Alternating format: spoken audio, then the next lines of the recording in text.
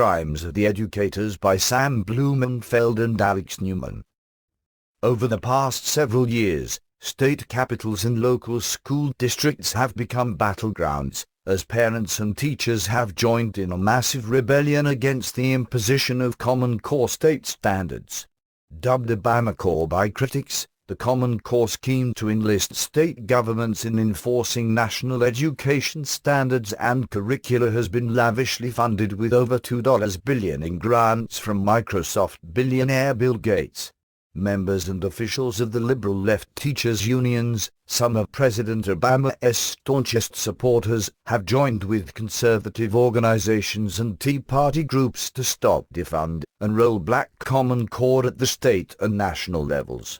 The National Education Association and the American Federation of Teachers have both been forced by irate members to abandon support for Common Core. What is it about Common Core that has elicited such a widespread, broad-spectrum revolt? For many of the teachers, it is the mandated cookie-cutter, one-size-fits-all straitjacket ObamaCore imposes. For many parents, it is the subversive, anti-Christian, hypersexualized, pro-homosexual emphasis of the National Sexuality Education Standards, which were developed by the radical gay, lesbian, and straight education network, GLSEN, the Pornography-Promoting Sexuality Information and Education Council of the United States, CECUS, the abortion behemoth Planned Parenthood, and the National Education Association, among others. For many Common Core opponents, it is the invasive, privacy-destroying data mining that attempts to subject all students to surveillance worthy of an Orwellian police state. In Crimes of the Educators, How Utopians Are Using Government Schools to Destroy America's Children, Samuel L. Blumenfeld and Alex Newman lay bare the rot that runs to the core of Common Core. However, this book is about far more than Common Core, which is but the latest iteration in a long line of revolutionary programs imposed through the government school system by the educational establishment to deconstruct America socially, politically, psychologically, intellectually, morally and spiritually. Look, say reading, the new math, death education, values clarification, sex education, multiculturalism, sensitivity training, outcome-based education, etc. Our nation is sliding into the infernal abyss as virtually every assessment and indicator has been starkly demonstrating for decades, and the government-operated, taxpayer-supported public schools bear an immense blame for pushing and dragging us into the hellish chasm. How did this come about? Why is this happening? How can our education system be failing so miserably after we poured so many hundreds of billions of dollars into it? Why are our schools racked with violence and mass murders? Why have all the many ballyhooed reform efforts of the past decades failed so wretchedly? Why do other nations outperform our students in virtually every academic area? What can we do about it? Crimes of the Educators provides the answers to these and many other burning questions. Samuel Blumenfeld and Alex Newman are eminently qualified as a team to tackle this important subject. Blumenfeld has been one of America's most perceptive observers of education for more than 4 decades, authoring 10 books on education, in addition to crisscrossing the nation many times on speaking tour. This present volume recapitulates much of the extraordinary research into the education dilemma that Blumenfeld first brought to the American public in the early 1980s with his books Is Public Education Necessary? Anya, Trojan Horse in American Education.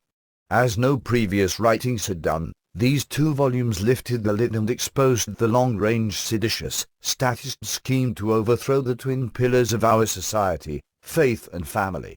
If he had written nothing else, these books alone would have earned Samuel Blumenfeld the deserving thanks and praise of every American who is trying to make sense of the incomprehensible carnage and insanity now rife in our schools and society.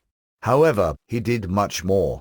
He offered real, concrete solutions, not only political prescriptions to correct the destructive policies afflicting our education system, but practical things parents and teachers could do to immediately remediate and help their children.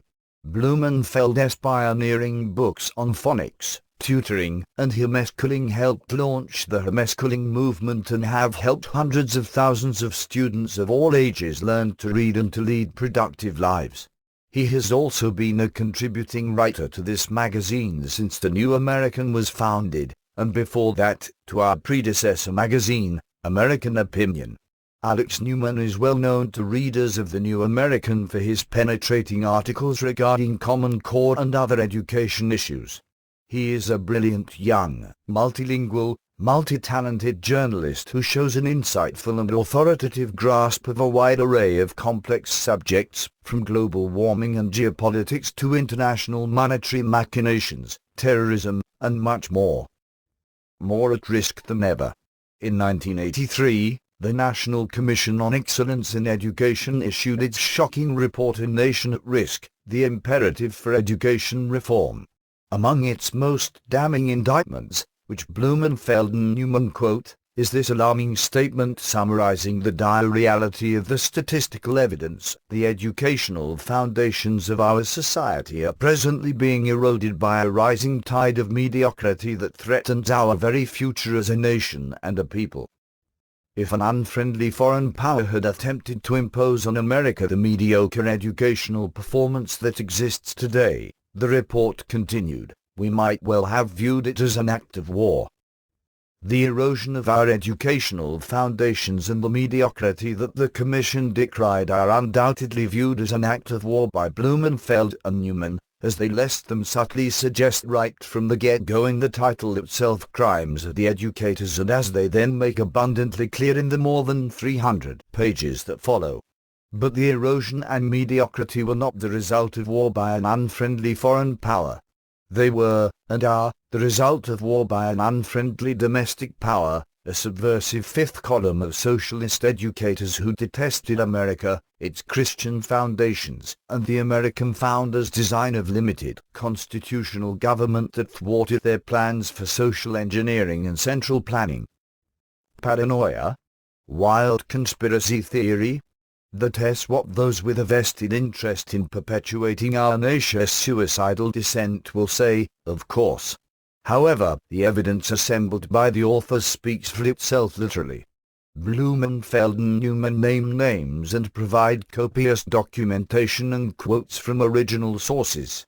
They go back to the early 19th century to show the introduction of the communist ideology into American education by British socialist Robert Owen, who established the New Harmony Commune in Indiana in 1825, more than 2 decades before Karl Marx wrote the Communist Manifesto. Owen and his disciples took the American intelligentsia by storm, most especially winning early and influential converts at Harvard. They prominently cite, for example, quotations from John Dewey, the father of progressive education, a committed socialist and an ardent admirer of the Soviet Union, who targeted reading for destruction because it was too individualistic. It allows individuals to learn on their own and follow their own plans for their lives, independent of master planners such as Dewey and Company. Dewey and his pro-communist confreres at Columbia Teachers College, Harvard, and other centers of cultural subversion insisted that everyone, except themselves and their fellow elites, of course, must surrender his individuality in the interests of the cooperative, the community, the collective, the state. Reading, therefore, had to be subverted. Phonics, which is the only logical way to teach an alphabetic system of language such as English, had to be replaced with the revolutionary Luxay or whole word method that would teach English as if it were a pictographic language like Chinese. This stood thousands of years of experience and history on its head. Dewey realized that his revolutionary plan would have to be implemented patiently, gradually, over many years, to avoid arousing suspicion and backlash. He also recognized the need for lining up an authoritative phalanx of experts to give the appearance of scientific consensus. In his essay The Primary Education Fetish, which appeared in the Forum in May 1898, Dewey wrote, "Change must come gradually. To force it unduly would compromise its final success by favoring a violent reaction. What is needed in the first place is that there should be a full and frank statement of conviction with regard to the matter from physiologists and psychologists and from those school administrators who are conscious of the evils of the present regime. Among the evils of the present regime you decried and detested were personal independence, individuality, and the endless drill of phonics-based reading methods. With backing from the Rockefeller family and other advocates of one world government, Dew and Associates became the reigning educational gurus. Their intellectual heirs have continued this Deweyite treachery and treason down to the present, as Blumenfeld/Newman amply prove.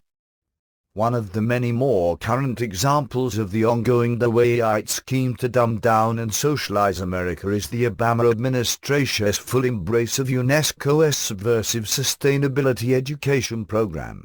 In his address to a sustainability summit in 2010, Obama Education Secretary Ann Duncan proclaimed, "We must advance the sustainability movement through education." We at the Education Department are energized about joining these leaders in their commitment to preparing today's students to be well educated about the science of sustainability. But as Blumenfeld and Newman note, traditional and classical notions of education have no place in the sustainable future being planned for humanity. Generally, more highly educated people, who have higher incomes, consume more resources than poorly educated people, who tend to have lower incomes, the UN Toolkit for Global, Sustainable Education explains. In this case, more education increases the threat to sustainability. Emphasis added. In other words, comment Blumenfeld and Newman, more education leads to higher incomes, which leads to more consumption, and therefore is not compatible with their vision of sustainability. After reciting a lengthy litany of recent educational indicators cataloging our nation's precipitous descent, Blumenfeld and Newman again return to a hard truth that many Americans still do not understand and/or refuse to confront: intentional malice, treason, and conspiracy. All of the above is the lamentable story of the failure of our public schools to educate American children. Those failures are not the result of an accident, they write. They are the result of programs created by the best organized and best paid educators on the planet. All of these programs that create failure were conceived to produce precisely the results we are getting, Blumenfeld and Newman note. But why are American educators able to get away with these crimes? It is because Americans cannot believe that our professional and highly respected educators could be involved in a conspiracy to deliberately dumb down the nation. They recognize that we are indeed being dumbed down, but they don't blame the educators. They blame the children and the culture. In short, this conspiracy is protected by its incredulity. The educators to whom the authors refer are not the ordinary classroom teachers, but the leading lights of the educational establishment at our most prestigious universities, think tanks, and government agencies. The education establishment that the Deweyites launched has become, said the authors, an asylum for the educationally insane. Once you accept their mindset, you enter a world of esoteric nonsense that only the inner circle of disciples can understand. To subject perfectly healthy, intelligent children to the teachings of these insanities is a crime. Blumenfeld and Newman have performed a most vital service. This writer can think of no more important book on education, nor a more timely assessment of, and prescription for, what ails our schools and our society. Get it, read it, use it and distribute it widely.